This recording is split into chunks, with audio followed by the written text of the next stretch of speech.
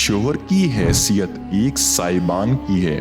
السلام علیکم ناظرین، شوہر کی حیثیت ایک سائبان کی سی ہوتی ہے جو اپنی بیوی کو ہر طرح کے حالات میں تحفظ کا احساس دیتا ہے۔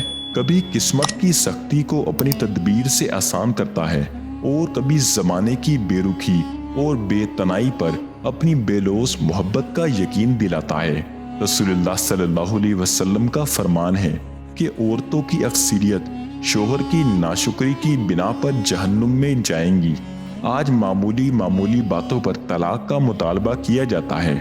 اپنی تعلیم یافتہ اور خود مختار ہونے کا زعم مرد کے تابع ہونے میں رکاوٹ کا سبب بنتا ہے، جبکہ یہ اللہ کا فیصلہ ہے کہ عورت کو مرد کی رعایا کا درجہ حاصل ہے اور مرد سے عورت کے متعلق سوال کیا جائے گا، مگر اس سے یہ بھی نہ سمجھ لیا جائے کہ عورت مرد کی غلام ہے۔ رسول اللہ صلی اللہ علیہ وسلم کی آخری وصیت نماز اور عورتوں کے حقوق کے متعلق تھی۔